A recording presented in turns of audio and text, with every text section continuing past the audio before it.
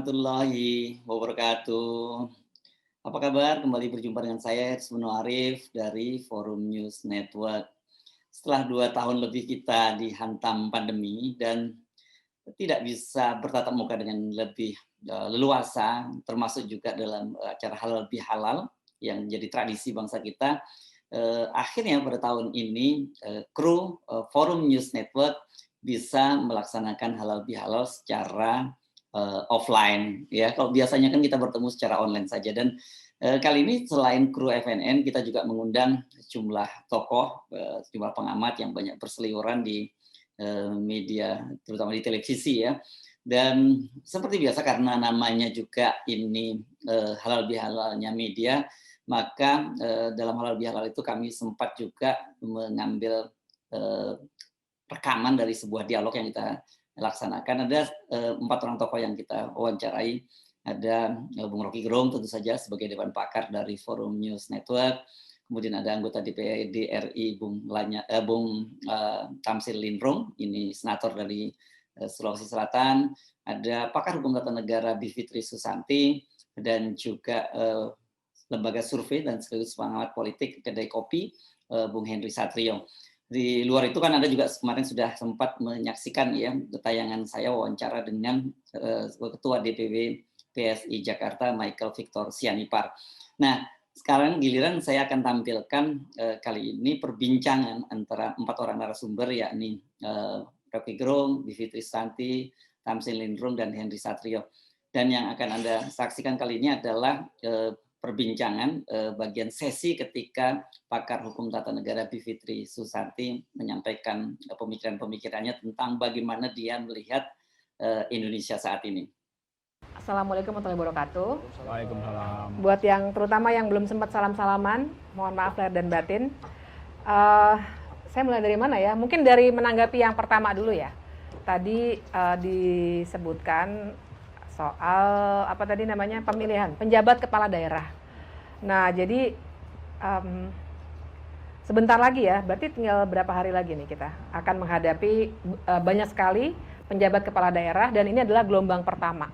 Sampai dengan 2024 kita lebih dari setengah kepala daerah seluruh Indonesia itu akan diisi oleh orang-orang yang tidak dipilih secara langsung. Tidak dipilih secara langsung itu satu hal.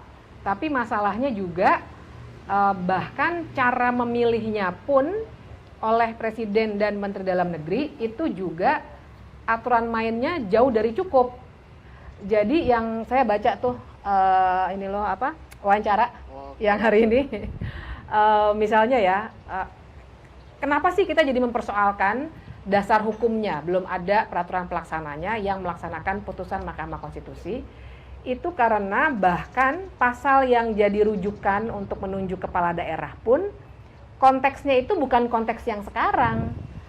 Jadi beda tujuan. Waktu pasal itu dibuat sebenarnya tujuannya adalah kalau ada bencana, kalau ada yang misalnya meninggal dunia terus langsung digantikan, tidak dalam rangka melaksanakan sebuah pemilihan yang memang didesain untuk diundur supaya jadi satu. Nah, jadi nggak kompatibel sebenarnya antara pasal yang jadi rujukan dengan apa yang sekarang harus dilakukan. Itu satu. Tapi yang kedua, jangan lupa bahwa Mahkamah Konstitusi sebenarnya waktu memutuskan soal penjabat kepala daerah ini juga bilang bahwa demokratis dan transparan, dua hal itu harusnya juga diatur oleh orang-orang yang memilih penjabat kepala daerah ini.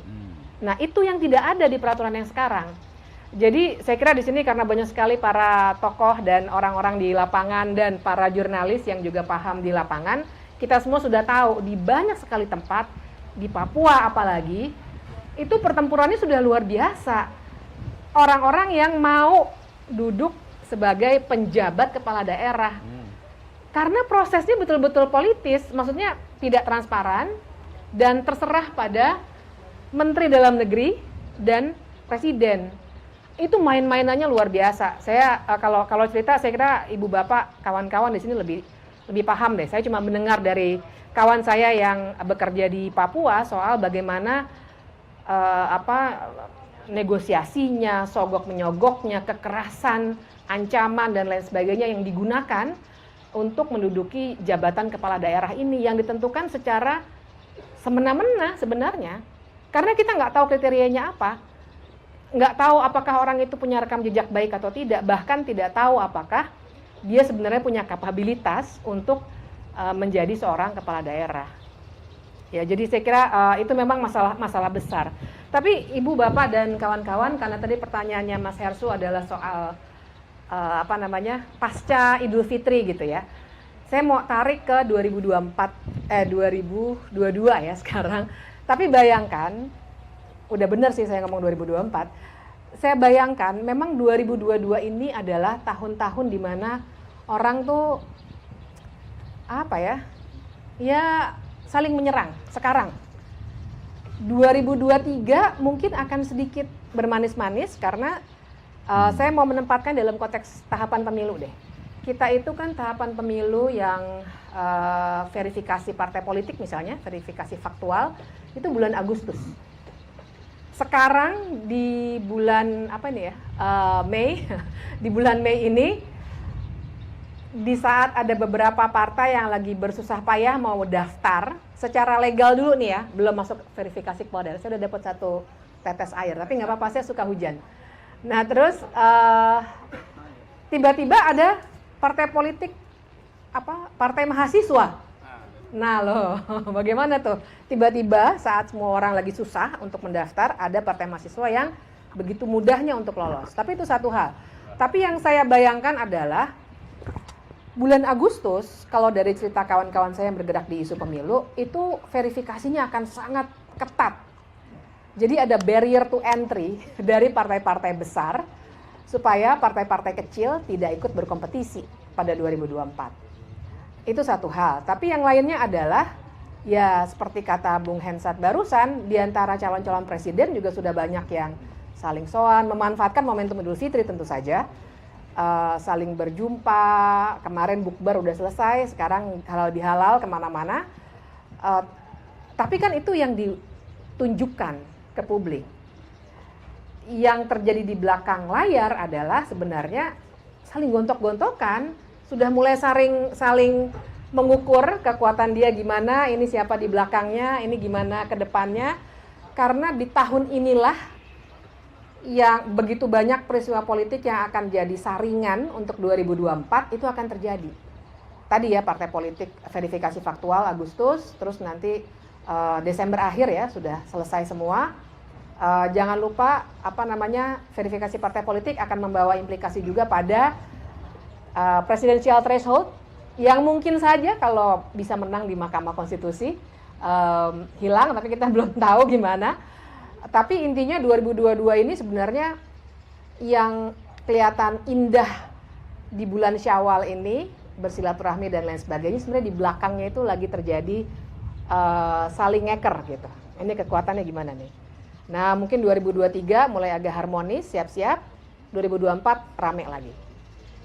Itu ya yang pertama. Terus yang kedua, kalau misalnya barangkali ada harapan, saya sedikit-sedikit nyinggung soal hukum tata negara. Saya sebenarnya pengen kalau boleh nih ingin merujuk pada tulisan yang saya buat minggu lalu tuh di Harian Kompas. Terima kasih bila sudah sudi membaca dan mengutipnya di FNN. Tapi itu berawal dari kegelisahan saya dan saya yakin sekali kegelisahan ibu bapak sekalian. Kegelisahan soal ya kita kan sekarang nggak ada yang nanya dulu, Bung Hensat saya pernah salah apa ya? Saya nggak nanya kan, saya langsung mohon maaf lahir dan batin. Pak Tamzil saya pernah salah apa ya sama Bapak? Saya nggak nanya dulu pasal berapa yang pernah saya langgar. Saya langsung minta maaf lahir dan batin. Itu suasana kita di bulan Syawal yang indah sekali. Waktu saya pikirin tuh hari pertama hari kedua tuh, gila ini sebenarnya aneh tapi indah sekali gitu. Kita kadang agamanya juga kita nggak tanya, langsung mohon maaf lahir dan batin. Itu indah sekali.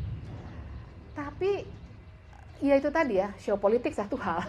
Tapi yang kedua juga bagaimana ternyata justru ketika ada soal-soal yang kita publik nih melihat ini ngaco nih sebenarnya nih. Tapi para penguasa pejabat publik akan berlindung malah di balik pasal-pasal. Oh, saya nggak ngelanggar, mana coba tunjukin pasalnya yang saya langgar, nggak ada. Kode etik Pak atau Ibu.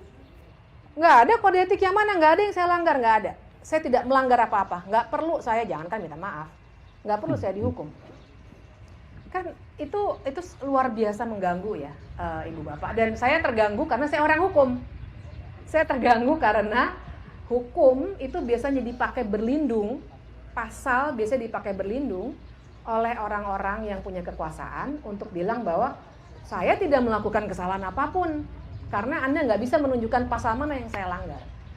Walaupun secara etik kita bisa lihat bahwa masa sih yang namanya hakim yang menerima gelar guru besar kehormatan padahal sedang menyidangkan soal guru besar kehormatan dan itu diterima guru besar kehormatannya, itu tidak melanggar etik. Jelas melanggar etik. Atau ketika Undang-Undang Ibu Kota Negara sedang disidang, diperiksa, Mahkamah Konstitusinya sudah bikin sayembara tentang gedungnya di Ibu Kota Negara Nusantara. Pasal mana yang dilanggar?